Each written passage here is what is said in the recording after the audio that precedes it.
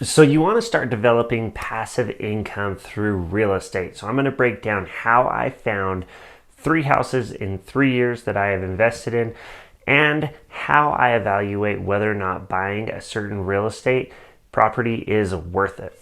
So the first thing that you have to do is you have to constantly be looking for real estate opportunities. So I am Googling houses for sale in my area at least a couple times a week so that I can always have a pulse on what is in the market, what's available for sale, and whether or not it can be a good rental opportunity for me. And I do that in a small rural town in Utah, a town of less than 2,000 people. So there's not even a whole lot of houses available, period. But I still check the market at least every other day to try and find that one opportunity that is a great investment. In other areas of the country, depending on your market, you may need to be checking more often than at least a couple times a week because houses may pop up on the market really quickly and then be gone really fast. So if you are wanting to find that really good opportunity, you always have to be looking.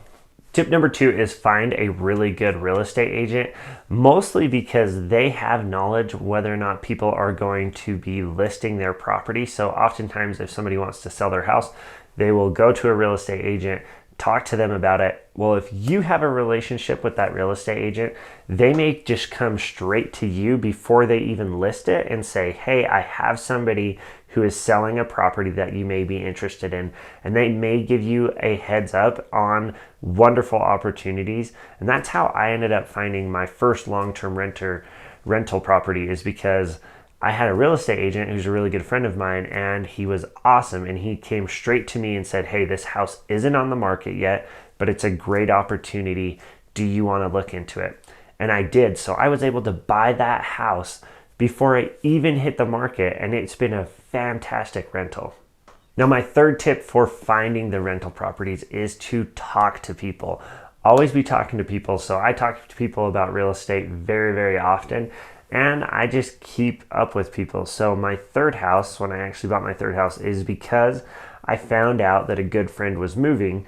And so I started chatting with him about his house. And lo and behold, I ended up buying his house from him when they moved. And I moved my family into it. And I kept my old house for a rental property. So because I was able to just always be talking with people and understand what's going on, then I was able to buy another house without it ever hitting the market, which is great for me as a buyer because then I don't have competition. I don't have to try and buy a house really quickly when somebody else is going for it. I'm able to buy a property before it's even listed. So those are 3 quick tips on how to find the rental properties. Look constantly, find a good real estate agent that will give you tips before they hit the market, and then be talking to people. Just be out there and talking about real estate, talking about how you like to invest, because you may end up finding the opportunity comes to you. All right, now to determine whether or not a property is worth an investment in it, to decide if it is a good investment for you, I have some quick tips. And the first one is cash flow. I always look at cash flow when I'm thinking about investing in real estate, because if it doesn't pay the bills, then obviously it is not worth it. So there's kind of 2 metrics that I use. The first one is if the rent that I can earn from this rental property is double my mortgage payment, then it's almost just like a no-brainer. You should go for it, especially if you have high rental demand, meaning you'll always have somebody in there, because if you can double down on your mortgage payment, you'll be able to pay off that house really quickly, but you will also be able to cover any emergencies that you have. Now, just because rent doesn't double on your mortgage payment, if you find a property that doesn't mean it is a bad investment. After that, I look at how much I can net cash flow from it each month. So if I can net cash flow $500 every single month, so I'm making $500, then it's a good property, because I can take that $500 and I will be able to cover any emergencies, because that's $6,000 in a year. And if you have a furnace go out, or if you have a water heater go out, $6,000 most likely can cover any big expense that you may have in a year. All right, tip number 2 on determining whether or not something is a good investment as far as a rental property goes.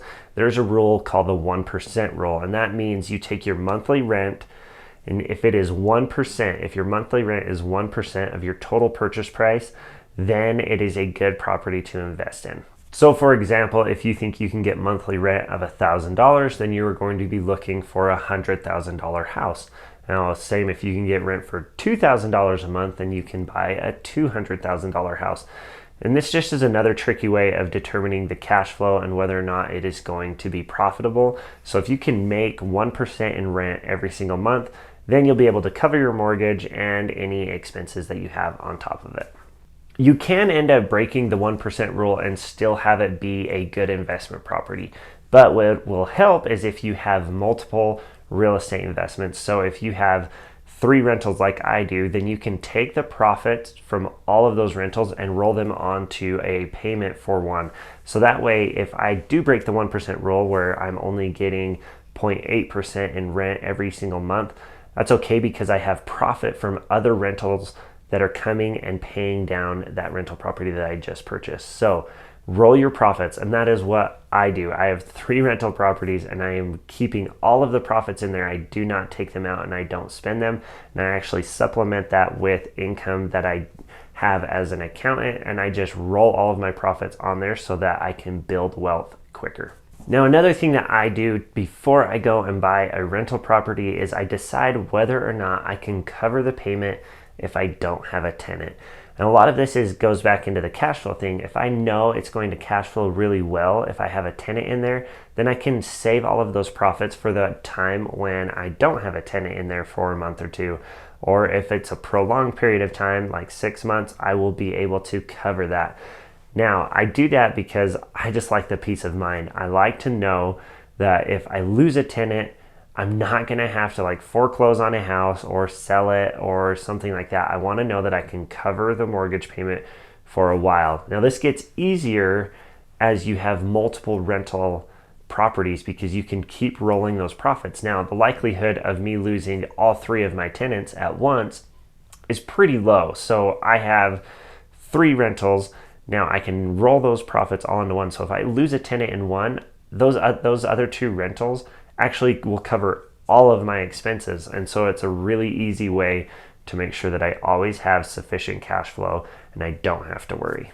Now, this is all possible because I am buying in an area that has high rental demand. So I lived in a tourist town, so my Airbnb does wonderful and it brings in a bunch of income. And then I have high rental demand for long-term rentals, so I always have tenants, which is a good thing. And it is helping me be able to cash flow and pay off houses way fast. And this is kind of a side tip. Do not over leverage yourself. So do not take out too much debt. And a lot of this goes back to cash flow. Like I said, with rental properties, it is all about cash flow. But you need to make sure that you don't over leverage yourself and you do not have too much debt. And so what I am doing is I have 3 rental properties and I'm almost paid one off in less than 2 years. So I'm taking all those profits and paying down one of those rental properties. And then that way I will always have a house paid off that's generating income, that's generating cash flow. And then after I have a house paid off, I can go and buy another house and it'll generate cash flow. That way I'm not over leveraged. I don't have 10 houses with mortgages right now. I just have 3. But I will probably keep it in that 3 mark because I don't want to be over leveraged. Thanks for watching. If you want to check out a video about how I am going to buy 10 rental properties in 10 years, I will put a video right up here. And if you want to learn about how you can do a no-cost refinance, I will put a video right up here. Thanks for watching. We'll catch you next time.